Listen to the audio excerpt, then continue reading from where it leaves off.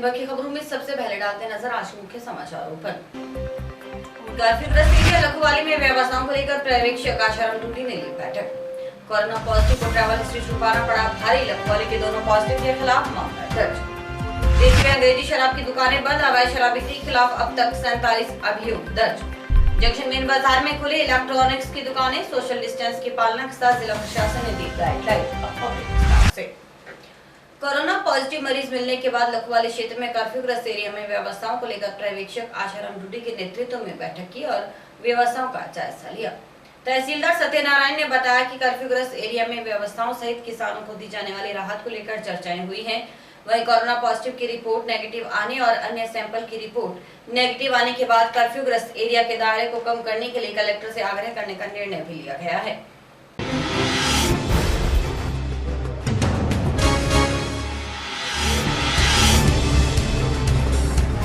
लखवाली में अपना कर्फ्यू लगा है 2 पॉजिटिव केस आने के बाद में, तो सुपरविजन के लिए पर्यवेक्षक महोदय श्रीमान आशाराम जी डूडी सीनियर RS ऑफिसर है, उन्होंने मीटिंग ली। उसमें श्रीमान उपखंड अधिकारी BDO साहब, मैं और ब्लॉक लेवल और आपके पंचायत लेवल के काफ़ी अधिकारी उपस्थित थे। तो व्यवस्थाओं का जायजा लिया गया कि किसी प्रकार की परेशानी न हो लोगों को। खेतों में जो आवागमन है वो उन लोगों को आना जाना दिया जाए, फसल कटाई का टाइम चल रहा है, और कर्फ्यू की भी पालना सुनिश्चित हो, इस प्रकार की व्यवस्था की गई है। और बाकी ये भी उसमें प्रस्तावित किया गया है कि श्रीमान जिला कलेक्टर महोदय को निवेदन किया जाएगा कि अभी जो केस वापस नेगेटिव हो गए हैं और कोई पॉजिटिव आया नहीं है, तो कर्फ्यू का दायरा थोड़ा घटाने का भी है। जो मदरसा है उसके जो सराउंडिंग है उसको रखते हुए एरिया कम के गाँव वालों को परेशानी नहीं हो, और उनकी जो व्यवस्थाएँ हैं जो अति आवश्यक सेवाओं की वो सुचारू रूप से चालू है। कोरोना पॉजिटिव पाए गए लोगों को अपनी ट्रैवल हिस्ट्री छुपाना भारी पड़ रहा है। 22 अप्रैल को लखवाली से 2 जने कोरोना पॉजिटिव पाए गए हैं। तहसीलदार सत्यनारायण सुथार ने बताया कि दोनों पॉजिटिव आए मरीजों ने अपनी ट्रैवल हिस्ट्री छुपाई है। दोनों में एक उत्तर प्रदेश और दूसरा हरियाणा क्षेत्र का है। इन दोनों के खिलाफ टाउन थाने में ट्रैवल हिस्ट्री छुपाने के संबंध में मामला दर्ज करवाया गया है। वहीं इससे पहले अमरपुरा के कोरोना पॉजिटिव आए दंपति के खिलाफ भी गोलवाला थाना में ट्रैवल हिस्ट्री छुपाने के संबंध में मामला दर्ज करवाया गया है। लखवाली गांव है जो अपने हनुमानगढ़ तहसील का गांव है, और उसमें 2 कोरोना पॉजिटिव केस 22 अप्रैल को पाए गए थे। उनको हमने एडमिट कराया, जांच करवाई। उसके बाद हमें सूत्रों से ज्ञात हुआ कि 2 व्यक्ति लखवाली गांव के मदरसे में बाहर से आए हुए हैं, ऐसी सूचना मिली है। श्रीमान जिला कलेक्टर महोदय के आदेश के बावजूद इन्होंने अपनी सूचना ट्रेवलिंग हिस्ट्री है वो कंट्रोल रूम में दर्ज नहीं करवाई, और इससे ये गंभीर प्रकार की लापरवाही सामने आई है इनकी, और जन स्वास्थ्य खतरा भी पैदा हुआ है इस प्रकार से। इसको देखते हुए हम कल टाउन थाना है उसके अंदर हमने FIR दर्ज कराई है 2 व्यक्तियों के खिलाफ ट्रेवलिंग हिस्ट्री छुपाने के कारण, उसके कारण जो जन स्वास्थ्य खतरे में आया। लॉकडाउन के बीच अंग्रेजी व देशी शराब की दुकानें बंद हैं। आबकारी विभाग की ओर से अवैध शराब की बिक्री और हथकढ़ शराब को लेकर लगातार कार्रवाई की जा रही है। आबकारी अधिकारी संजीव कुमार ने बताया कि आबकारी आयुक्त के निर्देशानुसार अब तक 47 अभियोग दर्ज हो चुके हैं। 51,000 लीटर लाहन नष्ट किया जा चुका है। 58 कच्ची भट्टियों सहित 4 चालू भट्टियां नष्ट की जा चुकी हैं। इसके अलावा 700 बोतल देशी मदिरा, 270 बोतल बियर और शराब की बोतलें भी नष्ट की जा चुकी हैं। आबकारी अधिकारी ने बताया कि हथकढ़ बनाने की चिन्हित एरियो में विशेष निगरानी रखी जा रही है और यह अभियान जारी रहेगा।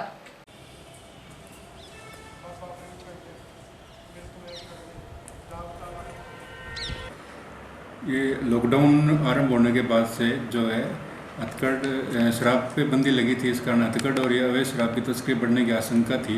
इसके मद्देनज़र रखते हुए आबकारी आयुक्त महोदय द्वारा जो है एक राज्यव्यापी अभियान चलाया गया था अवैध शराब के विरुद्ध। उसके तहत ज़िले में भी अभियान चलाया जा रहा है। इस अभियान में अब तक 47 अभियोग दर्ज हो चुके हैं और 51,500 लीटर से अधिक जो वॉश है जहाँ हथकढ़ बनती परंपरागत गढ़ रहे हैं उन क्षेत्रों में नष्ट की गई है। इसके अलावा 58 भट्टियाँ जो कच्ची भट्टियाँ थी सार्वजनिक जगह पे वो नष्ट की गई है। 4 चालू भट्टी के मुकदमे भी हमारे द्वारा दर्ज किए गए हैं। इसके अलावा करीब 750 बोतल देसी मदिरा की, 46 बोतल IMFL की और बियर की 29 बोतल हथकढ़ शराब की 270 बोतलें हमारे द्वारा अब तक कार्रवाई करके जब्त की गई है। आगे भी जी आगे भी कार्रवाई जारी ही रहेगी। सबको निर्देशित कर दिए गए हैं। नौर, भादरा और ये पर्टिकुलर सेंसिटिव एरियाज है, इनमें भी जो है विशेष रूप से बोला गया है कार्रवाई के लिए। इसके अतिरिक्त हनुमानगढ़ और संगरिया क्षेत्र में जो हथकड़ के परंपरागत क्षेत्र रहे हैं, जैसे कि गंगागढ़, अमरपुरा थेड़ी, नावा नहर, संगरिया के सूरेवाड़ा और ये लीलावाड़ी, और इन एरियाज में भी कंटिन्यूस नज़र रखी जा रही है और नियमित समय पर रेड गश्त की जा रही है और आगे भी की जाती रहेगी। ये सरकार के लेवल का डिसीजन है। 3 के बाद में जो भी डिसीजन होगा, अगर खोलने का डिसीजन आएगा तो ठेके खुल जाएंगे, और अगर नहीं आता तो जो भी निर्देश आएंगे उनकी पालना की जाएगी। जंक्शन मेन बाजार में आज इलेक्ट्रॉनिक्स की दुकानें खुली हुई थी, जिससे बाजार में थोड़ी रौनक देखने को मिली। दुकानदारों का कहना था गृह मंत्रालय के निर्देशानुसार गर्मी के मौसम को देखते हुए पंखे की दुकानें खोली गई हैं। पूर्णतः नियमानुसार दुकानदारों ने सोशल डिस्टेंस के साथ दुकानों पर व्यवस्थाएं की हैं। इलेक्ट्रॉनिक्स की ये दुकानें 11 बजे से 5 बजे तक खोली जाएंगी।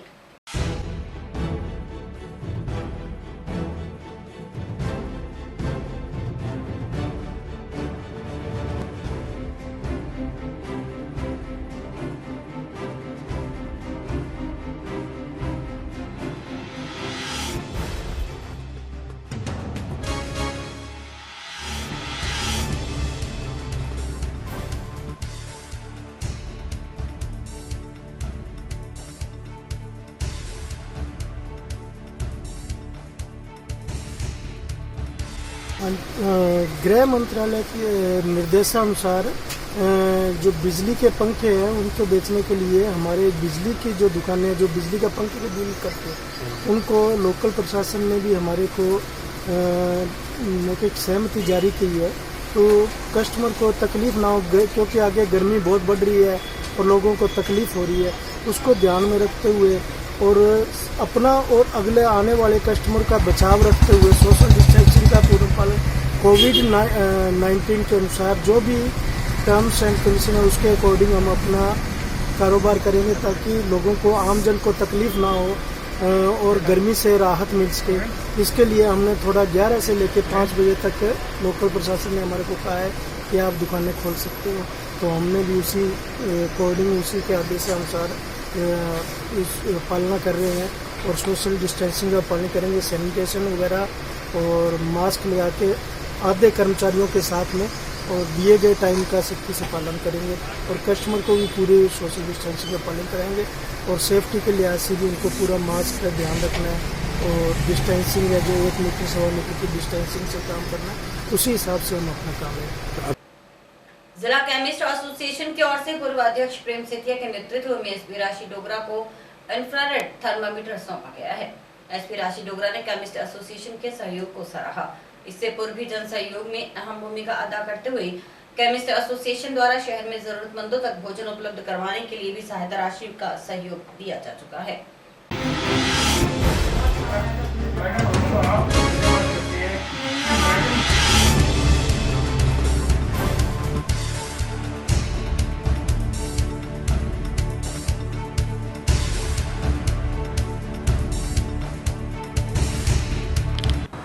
हमारे साथियों से मशवरा किया कि हमारे लिए कोरोना योद्धा तो पुलिस प्रशासक और कलेक्टर है, उनको जो चीज़ ज़्यादा ज़रूरत पड़ती है वो उपलब्ध कराई जाए। तो हमने सोचा ये जो तापमान के लिए थर्मामीटर आते हैं बॉडी के लिए, तो मेरी कई से मशवरा होने के बाद हमने अर्जेंट ऑर्डर दिया और वो थर्मामीटर हमने आज एसपी महोदय, कलेक्टर महोदय, एडी महोदय और कुछ थानों में उपलब्ध कराए। विधायक कोटे से स्वीकृत राशि से चलाए जा रहे घर घर राशन वितरण अभियान के द्वितीय चरण का शुभारंभ मंगलवार को विधायक अमित चाचाण ने किया। इसके तहत 1000 राशन किटों का वितरण ग्रामीण क्षेत्रों में किया गया।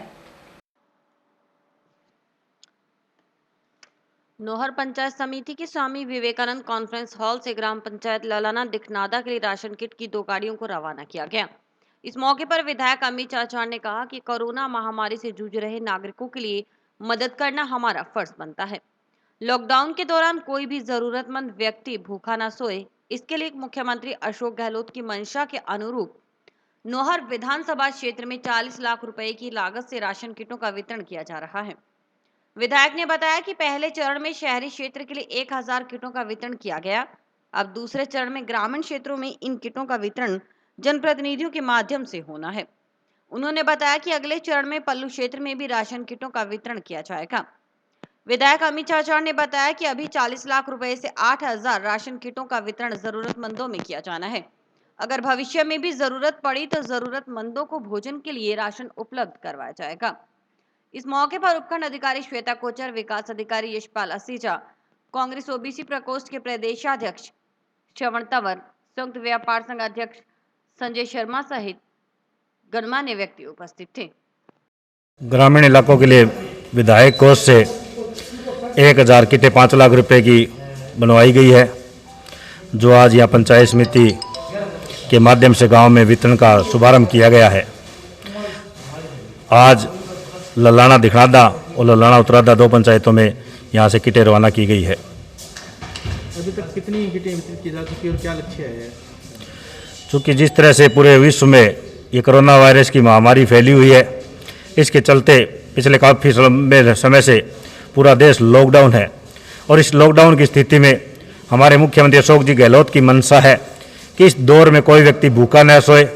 इसी को ध्यान में रखते हुए मैंने विधायक कोष से 40 लाख रुपए खाद्य सामग्री के लिए दिए हैं, जिसमें 1000 किटें 2 दिन पूर्व ही नगर पालिका के माध्यम से शहर में वितरण करवाई जा रही है और दूसरे चरण में ये 1000 किटें नौर ग्रामीण क्षेत्र में वितरण करवाई जा रही है और तीसरे चरण में 1000 किट हमारे जो पल्लू उप तहसील के जो 13 पंचायतें हैं वहाँ वितरण कराई जाएगी और ये क्रम ऐसे निरंतर जारी रहेगा।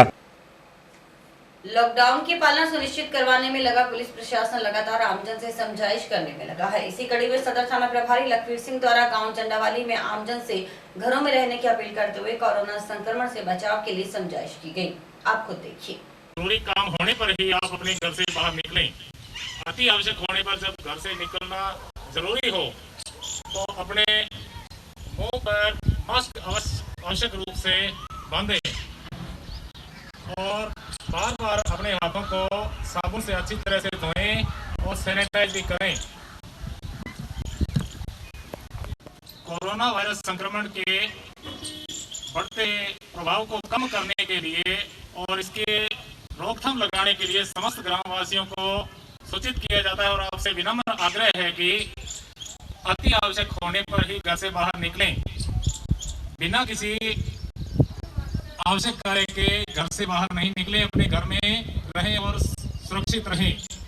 घर से निकलना अति आवश्यक होने पर मुंह पर मास्क आवश्यक रूप से बांधें और आपसे बातचीत के दौरान सोशल डिस्टेंसिंग को ध्यान में रखते हुए कम से कम 1 मीटर की दूरी आवश्यक रूप से बनाए रखें।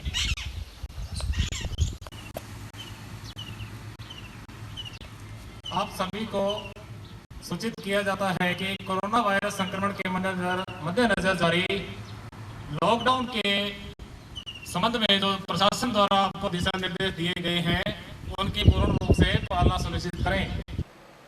समाचार अभी और भी हैं, देखते रहिए दिन भर की खबरें।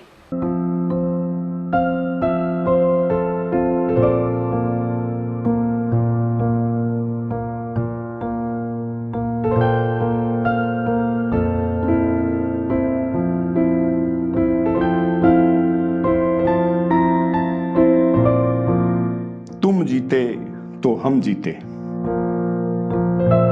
कोरोना है मौन हत्यारा, कैसी ये महामारी है।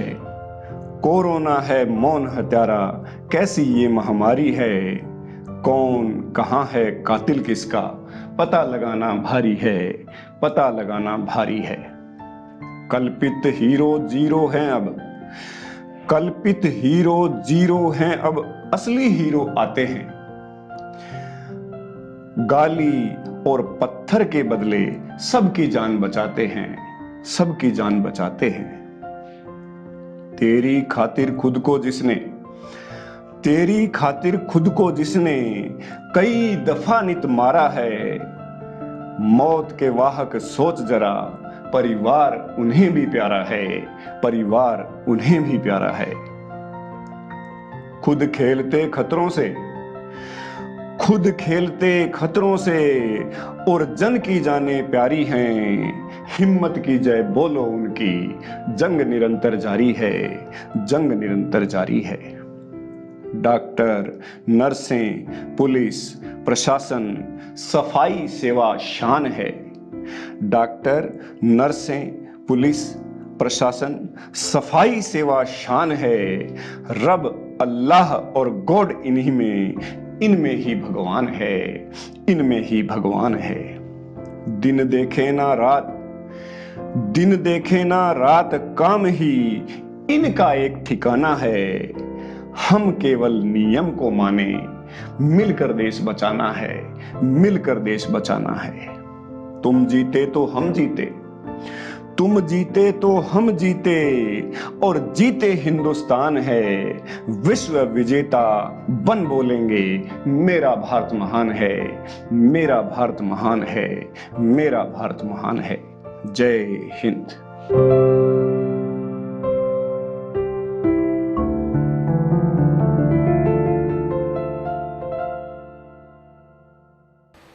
लॉकडाउन के चलते अब कमजोर आय वर्ग के परिवारों के सामने आर्थिक संकट खड़ा हो गया है।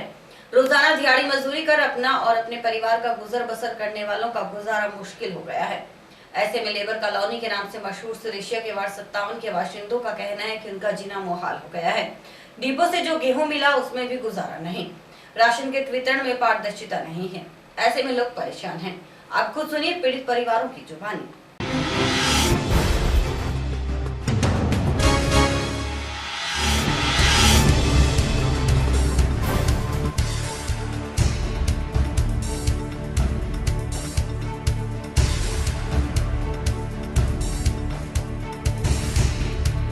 जो राशन कार्ड है उसको कितने नहीं दिए जाएंगे, तो हम तो ऐसे तो नहीं है। नमक भी चाहिए और रोटी कड़क पे तो पिसना भी चाहिए ना, पिसना भी तो चाहिए। चलो महीना दिन से जैसे तैसे हम तो झेल लिए। अब तो सब महीना दिन से घर बैठे हैं, 2-2 महीना करने वाले हैं, 5-5 जना खाने वाले, हर चीज का जरूरत पड़ता है। या तो 2 ही खाने के लिए साबुन, एक तो साबुन से नहीं लाएंगे, दूसरा भी तो चाहिए। ये रोज की बात तो होनी नहीं चाहिए कहीं भी। एक टाइम चाय नहीं पियेंगे, दूसरा टाइम तो भैया चाय चाहिए हमारे को।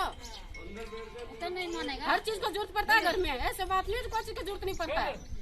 कोई मांगने तो जाता नहीं, अगर देने आता तो ऐसा काम है तो किसी से मांग भी नहीं सकते। सभी ऐसे ही है, सब तो गरीब ही है, किससे हम लेन देन करेंगे? कोई लेन देन वाला नहीं देता है एक पैसा। सुविधा करो हमारे लोग के लिए, हम लोग ये 5-5 6 जना घर पे बैठे हुए हैं और बहाना लगाते राशन कार्ड और देख के देते। राशन कार्ड पूछते हैं ना, राशन कार्ड हमारा चलता है, हम झूठ नहीं मारते। राशन कार्ड में दाने मिलते हैं 5 किलो, ठीक है, और कोई समस्या नहीं है हमारे को। कुछ भी नहीं दिया, कोई तेल चीनी कुछ नहीं दिया जी, कुछ भी नहीं दिया। क्या काम करते थे पहले? हम दिहाड़ी करते हैं। अब मैं दिहाड़ी नहीं कर सकता, मेरे पैर नहीं काम करते, दोनों जी के काम नहीं करते पैर। ठीक है। पानी की समस्या, रोटी की समस्या, क्या खाऊं ना, बीमारी लागी तो लागी भूखा मरता। आ मोटर मच्छी मोटर पटा दिए, पानी कोनी की घरे लाण दाओ तो मन घरे कोन बन दे, घरे घरे कुछ पानी मच्छी मोटर लगा दिया हमारे सामने। 3 किलो आटा झूठ बोल रहा है, 3 किलो आटा है भाई, 3 किलो सरसत्ता वो आटा तो ले 5 किलो दे के गया, 3-3 किलो आटा दे के गया। किसी घर में पहुंचा, किसी में नहीं पहुंचा। ये भाई जी 5-5 किलो आटा दिन डेढ़ मिलेगा मां, खा के राम को करांदी में और की कोई नहीं भी 5 किलो 4 जना ने के हुआ है। ठीक है, 3 महीना हो गया, 5 किलो तो देना चाहिए ना। चलो महीने में चलो दलिया रापड़ी करके खा ले। कौन 4 जना ने 5 किलो आटो के करेगो। कौन दे के गया था? राजेंद्र दे के गया। कब से नहीं मिला? मन तो मिले ही कोनी नहीं जी, और रोटी तो वो तो गुरुद्वारे से आते थे। हाँ भाई मिलेगी, और की कोनी मिले भाई बंद होगी। तो अब रोटी नहीं आती? की कोनी पहले आती थी। पहले गुरुद्वारा वहाँ अब कोई किट मिली आपको? की कोनी मिला। ये लोग घर पे नाम लिख के ले गया था आपके? थैली के ले गए, हाँ वो लिख के ले गए थे, और उसके बाद सामान नहीं बचा। की कोनी भाई पीसन अम्मा दिखा रुपया गिला दिया, कठा में रुपया कितना गया बे, रुपया गिला मैं रोज बैंक में धक्का खा जाना साधन और कोनी। छोरा गाड़ी में रेड़ा में बिठा के ले जा, आगे जावा बैग खाली खातो खाली।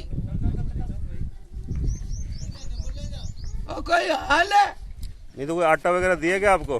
कटा टान को बाटा आवे को कोई किने बांट जावे, आधा ने दे जा आधा ने छोड़ जावे।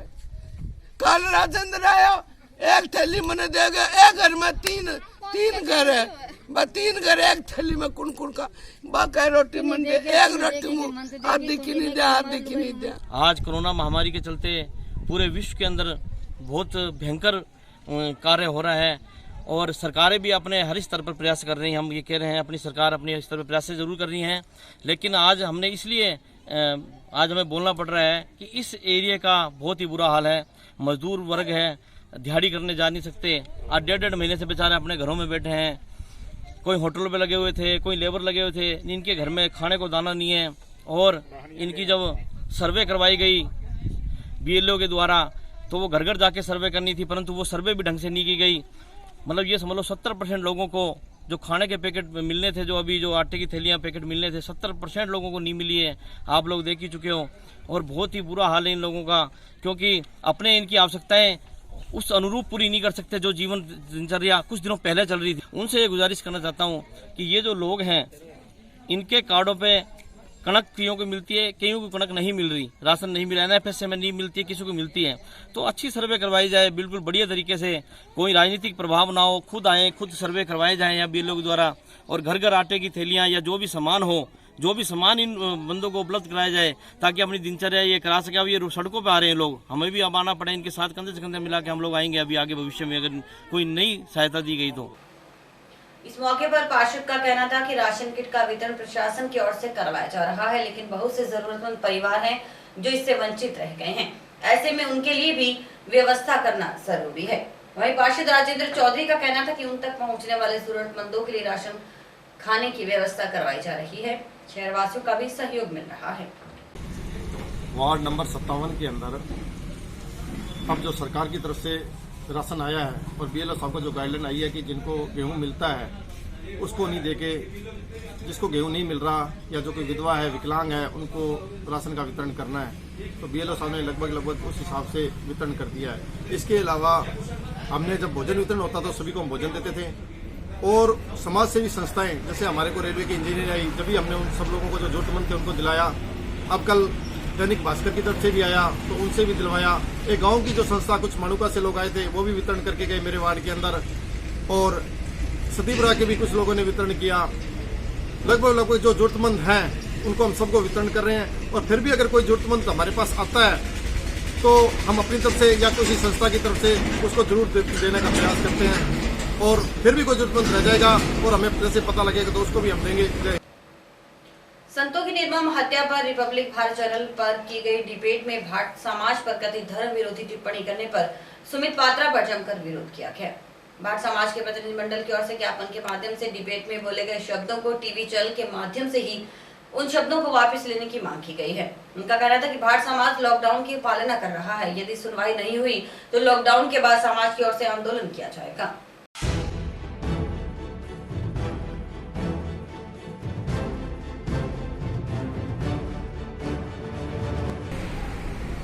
अभी कुछ समय पहले रिपब्लिक भारत पर संतों की निर्मम हत्या को लेकर के संबित पात्रा डिबेट कर रहे थे। डिबेट के दौरान जो उनकी भाषा थी वो भाषा राष्ट्रीय पार्टियां, कांग्रेस और राज्य पार्टियां को, शिवसेना, अन्य पार्टियों के नाम लेकर के उन्होंने जो उपमा देश विरोधी, धर्म विरोधी जो उपमा दी थी उसमें हमारे नाम, समाज का नाम शामिल करते हुए उपमा दी थी, जिसकी हम कड़ी निंदा करते हैं।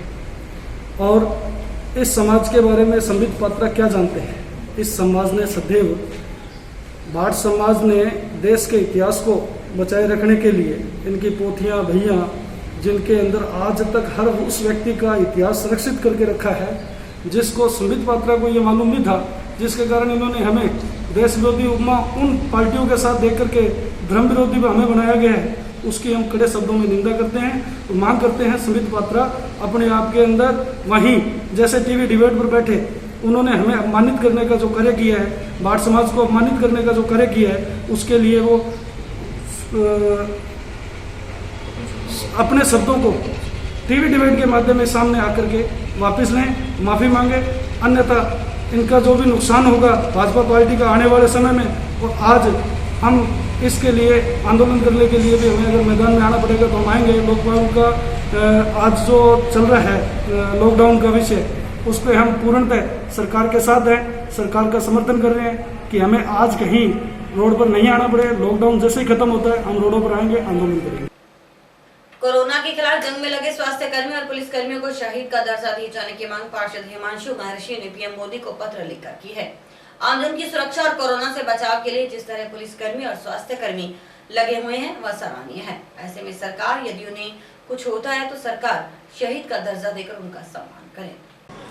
आज मेरे द्वारा भारत का नागरिक होने के नाते जिला कलेक्टर जी के माध्यम से माननीय यशस्वी प्रधानमंत्री नरेंद्र जी मोदी जी को एक पत्र भेजा गया है, जिसमें मैंने कोरोना महामारी में जो भी हमारे स्वास्थ्य कर्मी या पुलिसकर्मी अपने प्राणों का न्यौछावर कर जो इस देश की रक्षा कर रहे हैं, उन्हें भी शहीद का दर्जा देने की मांग रखी है। और मैं आशा करता हूँ कि नरेंद्र मोदी जी इस पत्र के माध्यम से जरूर कोई कदम उठाएंगे। सिनेमा जगत के कलाकार इरफान खान अब नहीं रहे। लंबी बीमारी के बाद इरफान खान का निधन हो गया। टीवी सीरियल से लेकर फिल्म इंडस्ट्री में अपनी खास जगह रखने वाले एक्टर इरफान के निधन पर मन से जुड़े पंडित गिरिराज शर्मा ने उन्हें श्रद्धासुमन अर्पित किए। नमस्कार। आज एक फिल्म इंडस्ट्री की दुखद घटना, इरफान खान जो कि DD1 चैनल में चंद्रकांता के चैनल से जिनको देखते आ रहे हैं और देखने के बाद उनसे बहुत कुछ सीखा है। हम लोग भी मंच से जुड़े हुए हैं। 79 से लेके अब तक मंच तक हमने बहुत कुछ उन लोगों को सीख के हमने प्रयास किए लोगों को दिखाने के लिए। और बिल्लू बार्बर के रूप में ये बड़े पर्दे के एक ऐसे कलाकार बने जो आज तक एक मिसाल है कि उन जैसी गंभीर और एक शानदार प्रस्तुति करने वाला कलाकार आज हमें छोड़ के चला गया है। इस चीज़ का हमें बड़ा दुख रहेगा। ये रिक्त स्थान कब भरेगा ये देखना पड़ेगा। भारत में कब ऐसे कलाकार कभी कभी पैदा होते हैं और हमें देखने को मिलते हैं। और इसी के साथ समाचार समाप्त हुए। रोजाना देखते रहिए समाचार। नमस्कार।